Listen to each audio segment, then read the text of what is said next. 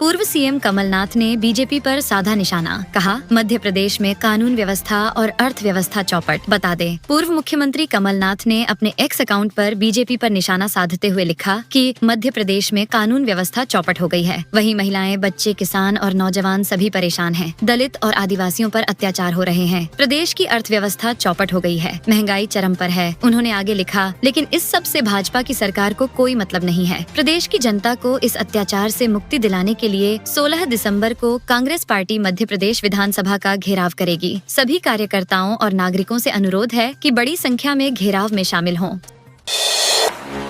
CM Mohan Yadav का दिखा रौद्र रूप, विपक्ष पर साधा निशाना। जी हां, सीएम मोहन यादव सरसी आइलैंड पर बने रिसोर्ट और पर्यटन सेंटर का लोकार्पण करने पहुंचे थे। इस दौरान सीएम ने सभा को संबोधित करते हुए कांग्रेस पर निशाना साधते हुए कहा कि हमारे विरोधी कहते हैं हम भगवान राम और कृष्ण की बात सुनाते हैं। इस दौरान सीएम ने कहा कि हाँ, हम सुनाते हैं और हम डंके की चोट पर और तुम्हारी छाती पर पांव रखकर कृष्ण और राम की बात सुनाएंगे और तुम्हें सुनना पड़ेगा। वहीं आगे मोहन यादव ने कहा कि जब बांग्लादेश में हिंदुओं के ऊपर गड़बड़ होती है तो इनके मुंह में ताले लग जाते हैं और इजराइल बम गिरा दे तो हाय अल्लाह करने लगते हैं। भारत विश्व गुरु नहीं, विश्व चेला बनकर रह गया है। शंकराचार्य अविमुक्तेश्वरानंद का बड़ा बयान। दरअसल केंद्र सरकार भारत के विश्व गुरु होने का दावा कर उपलब्धियां गिनवाते थक नहीं रही है। लेकिन इस बीच मध्य प्रदेश के मुरैना पहुंचे ज्योतिष पीठ के शंकराचार्य स्वामी अविमुक्तेश्वरानंद ने ऐसा बयान दिया जिससे पूरे देश भर में राजनीतिक सरगर्मी बढ़नी तय है। उन्होंने कहा कि भारत विश्व गुरु नहीं बल्कि विश्व का चेला बनकर रह गया है। जब से देश में हिंदू की बात होने लगी है तब से गौमांस का निर्यात बढ़ गया है। वही बूचड़ खाने भी आधुनिक हो गए हैं। आगे उन्होंने कहा, भारत हिंदू राष्ट्र बन भी जाए तो वहाँ हिंदू धर्म नहीं होगा, वह गोलबंदी का राष्ट्र होगा। लोग हिंदू हिंदू चिल्लाएंगे, शास्त्र ठोकर खाएगा, धर्माचार्य बंदी बनाए जाएंगे और धर्म के नाम पर सिर्फ मनमानी चलेगी। भाजपा के टिकट पर एमपी से चुनाव लड़ेंगे एक्टर रणदीप हुड्डा। बता दे, मध्य प्रदेश सरकार के 1 साल पूरे होने पर शुक्रवार को राजधानी भोपाल में विरासत महोत्सव का आयोजन किया गया। इस महोत्सव ने एक्टर रणदीप हुड्डा और सीएम मोहन यादव भी शामिल हुए। इस दौरान सीएम मोहन यादव ने रणदीप हुड्डा को लोकसभा चुनाव लड़ने का ऑफर दिया गया था, लेकिन रणदीप हुड्डा ने कहा कि वह राजनीति में आने से पहले वह फिल्मी दुनिया में अपना मुकाल हासिल करना चाहते हैं। इसके बाद सीएम ने कहा कि जब भी आप राजनीति में आओगे आपका तब स्वागत है। प्रियंका के बयान पर एमपी में सियासी बवाल। बीजेपी बोली, ये सब नकली गांधी परिवार के मुंह से निकल रहा। दरअसल कांग्रेस सांसद प्रियंका गांधी वाड्रा के कल संसद में दिए बयान भारत का संविधान संघ का विधान नहीं, पर मध्य प्रदेश में सियासी बवाल मच गया है। सत्ताधारी बीजेपी और विपक्षी पार्टी कांग्रेस में बयान को लेकर आरोप प्रत्यारोप का दौर जारी है। बीजेपी कांग्रेस ने एक दूसरे पर सियासी हमला बोला है। वहीं इस मामले को लेकर बीजेपी प्रवक्ता आशीष अग्रवाल ने कहा कि ये सब नकली गांधी परिवार के मुंह से निकल रहा है। गांधी जी इस चरित्र से परिचित थे, इसलिए उन्होंने कांग्रेस को समाप्त करने की बात कही थी।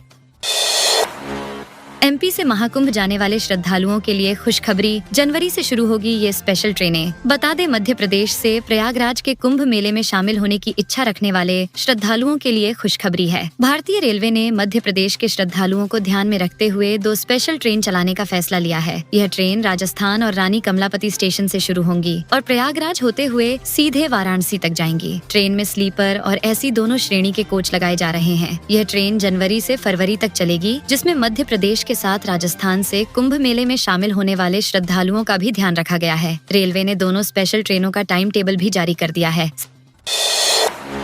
सरकार हर मुद्दे पर विफल, पूर्व नेता प्रतिपक्ष ने बीजेपी को घेरा। कहा, बेरोजगारों को नहीं मिल रहा रोजगार। बता दे, जहां एक ओर भाजपा सरकार 1 साल के कार्यकाल की उपलब्धियां गिना रही है, वहीं दूसरी ओर कांग्रेस के पूर्व नेता प्रतिपक्ष डॉक्टर गोविंद सिंह ने भाजपा सरकार पर आरोप लगाते हुए सवाल उठाए हैं। उनका कहना है कि सरकार हर मुद्दे पर विफल रही है। बेरोजगारों को रोजगार नहीं मिला है और जो रोजगार था वह भी छिन गया है। आगे उन्होंने कहा कि किसान खाद और बीज को लेकर परेशान हो रहा है। आगे उन्होंने लाडली बहना योजना पर भी सवाल उठाए हैं। उन्होंने कहा कि लाडली बहना योजना के चक्कर में तमाम योजनाएं बंद पड़ी हुई हैं और प्रदेश चौपट हो गया है। एमपी में कड़ाके की ठंड का दौर जारी। 18 जिलों में शीतलहर का असर। शाजापुर रहा सबसे ठंडा। बता दे, मध्य प्रदेश में शीतलहर का असर देखने को मिला है, क्योंकि पहाड़ों पर हो रही बर्फबारी और सर्द हवाओं के कारण दिन और रात के तापमान में लगातार गिरावट दर्ज की रही है। वहीं राजधानी भोपाल, शाजापुर, पचमढ़ी समेत कई शहरों में तापमान 5 डिग्री सेल्सियस से नीचे चला गया है। मौसम विभाग के अनुसार पश्चिमी विक्षोभ का असर कम होने के बाद उत्तर भारत से आ रही बर्फीली हवाओं की वजह से प्रदेश के कई जिलों में शीतलहर चल रही है। इसी बीच मौसम विभाग ने 18 जिलों में शीतलहर का अलर्ट जारी किया है। फिलहाल 16 दिसंबर तक सर्द हवाओं का दौर रहेगा। वहीं सीहोर, रायसेन, विदिशा, नरसिंहपुर में कोल्ड डे की स्थिति रहेगी। दोगुनी होगी लाडली बहना योजना की राशि, सरकार के बड़े मंत्री का दावा। बता दें, मध्य प्रदेश सरकार की महत्वाकांक्षी योजना लाडली बहना योजना के पैसों को लेकर सरकार के दिग्गज मंत्री ने बड़ी बात कही है। जबलपुर पहुंचे मंत्री कैलाश विजयवर्गीय ने साफ साफ कहा है कि लाडली बहना योजना मध्य प्रदेश में बंद नहीं होगी और धीरे धीरे करके लाडली बहना योजना की राशि में बढ़ोतरी की जाएगी। कैलाश विजयवर्गीय ने ये भी कहा कि मध्य प्रदेश से सीख लेते हुए दूसरे राज्यों में भी लाडली बहना योजना को लागू किया जा रहा है। वन नेशन वन इलेक्शन पर पूर्व मुख्य चुनाव आयुक्त से LalluRam.com की खास बातचीत। इस दौरान विपक्षी पार्टियों के विरोध से लेकर तमाम चुनौतियों पर दिया जवाब। बता दे, वन नेशन वन इलेक्शन इन दिनों देश में सियासत का प्रमुख मुद्दा बना हुआ है। केंद्रीय कैबिनेट से इस विधेयक को मंजूरी मिलने के बाद संसद में पक्ष और विपक्ष के बीच जुबानी जंग तेज हो गई है। बताया जा रहा है कि सोमवार 16 दिसंबर को इस बिल को संसद में पेश किया जाएगा और केंद्रीय कानून और न्याय मंत्री अर्जुन राम मेघवाल इस बिल को लोकसभा में पेश करेंगे। बिल के लोकसभा में पेश होने से पहले LalluRam.com ने एक देश एक चुनाव पर भारत सरकार के पूर्व मुख्य चुनाव आयुक्त OP रावत से खास बातचीत की। आप लोग LalluRam.com पर जाकर पूरी जानकारी देख सकते हैं।